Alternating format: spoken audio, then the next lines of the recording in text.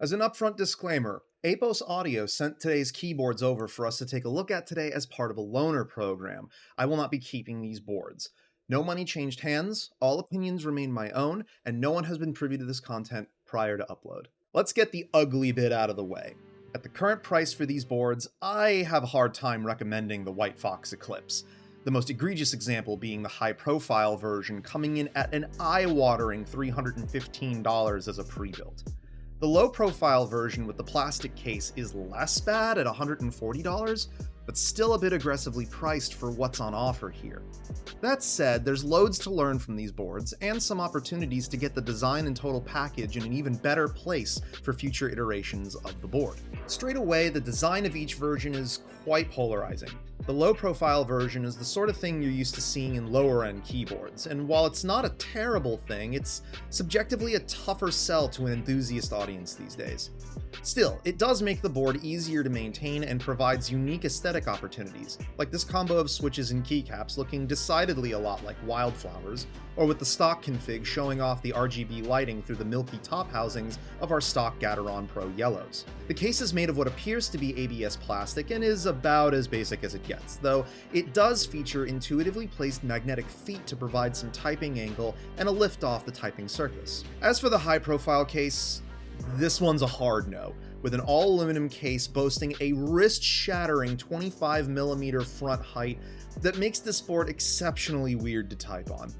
As for the style, while the absurdist side of me is in love with it, especially when mounted with hilariously tall keycaps like Drop's MT3 Operator, I feel the practicality of such a tall board is limited with respect to most users.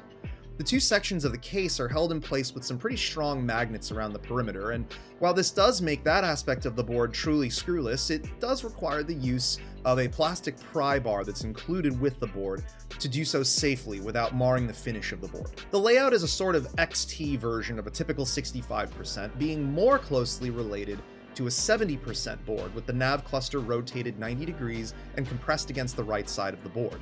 There are no alternative layout options available at this time. Interestingly, both boards feature the same core plate and PCB assembly, so this applies to both boards. It features a flex-cut aluminum plate and a flex-cut 1.6mm PCB.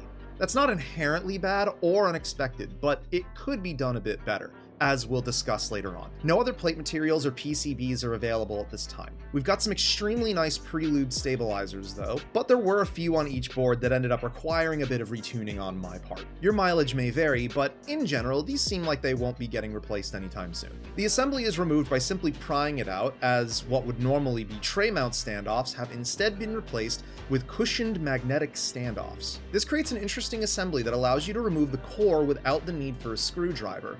But to fully disassemble the core section, you still need a screwdriver with two different bits to take it apart. One thing to note with the board: the switch for Bluetooth is attached directly to the PCB, so you'll want to be extremely careful with reinstalling this section. To control plate resonance, the perimeter of the case also has a thick gasket running through a channel. My experiences with the internals from my samples were a bit uneven. For the high-profile version, both the plate and case foams were effortless to remove, and they still had a plastic backing on them. In the low-profile model I had, that backing was absent, causing the case foam to be so aggressively adhered to the case, I didn't trust trying to remove it, and plate foam that I spent the better part of half an hour on stream trying to safely remove so I could test the assembly without it. From a user maintenance perspective, these foams really do need to be removable, even if the intention is for the board to be used with all foams installed. I also had the battery adhered in place in one case and not in the other. It seems there's some QC work that could be done somewhere along the assembly line. I also had one of the PCBs shipped with a Bluetooth mode switch that wasn't properly soldered down,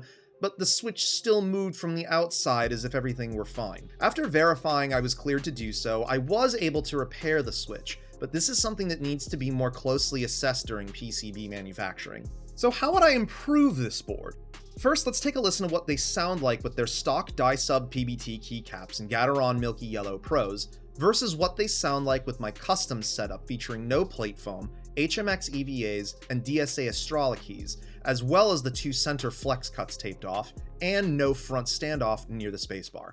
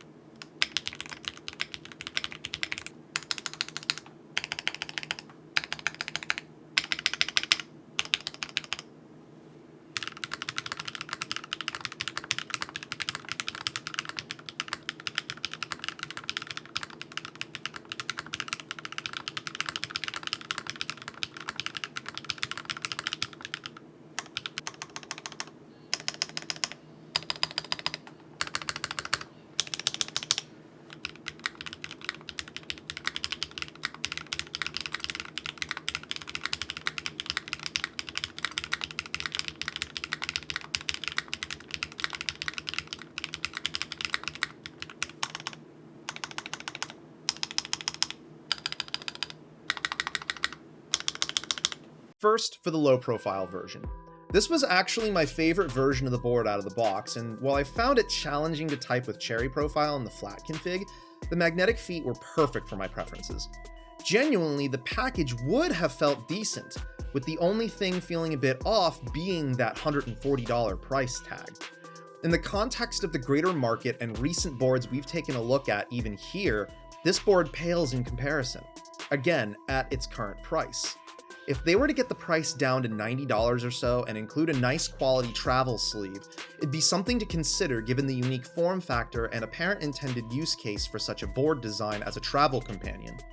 For $15 less than this, you could get Rainy 75, one of the most talked about budget boards in recent history, and for roughly $30 less than that, you could get into the Womier SK65. The high-profile version just feels bad all around.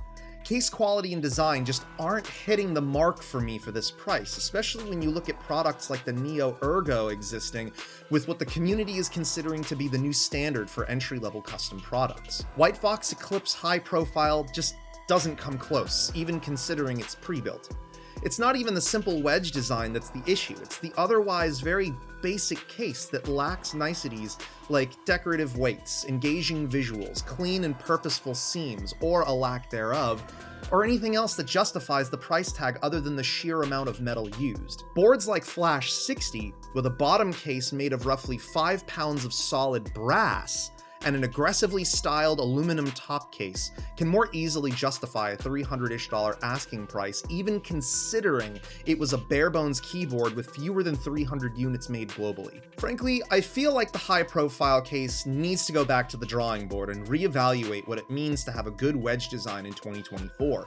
Especially if they want to keep this price point. Keep front height at 20mm or lower, add in a slight cherry lip, and you'll have something that's decently comfortable to type on for the vast majority of users. As for the magnetic mounting system, I feel like while this is the strongest aspect of the overall design, it's a bit underutilized. If the board is intended to be used as a plug-and-play experience, why do I care about easy screwless removal of the assembly? If the foam is supposed to be adhered to the inside of the case and to the PCB, why do I care about screwless removal of the assembly? If there are no other plate, foam, or PCB options for me to play around with for things like split spacebar, split right shift, or ISO enter support, well, you get the idea. There's even an opportunity to produce different colors for the low profile case and plate.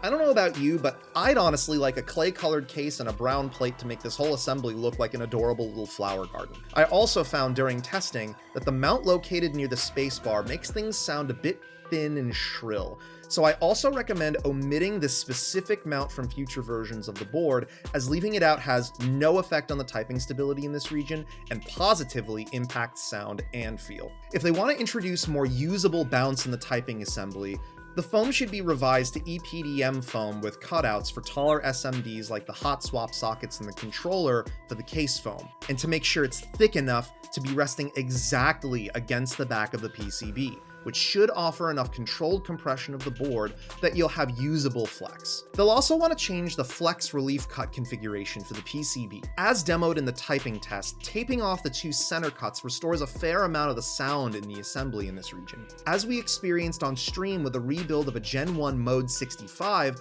just having relief cuts between the two top and bottom rows that extend to the outer edges of the alpha cluster provides far more even, controlled bounce throughout that region, while still leaving a mostly rigid space near the mods for them to sound more crisp and feel more sure while typing. This is one of those products that has some interesting concepts and parts being used, but the end result just feels a bit lackluster compared to where the rest of the industry is, even considering all price points.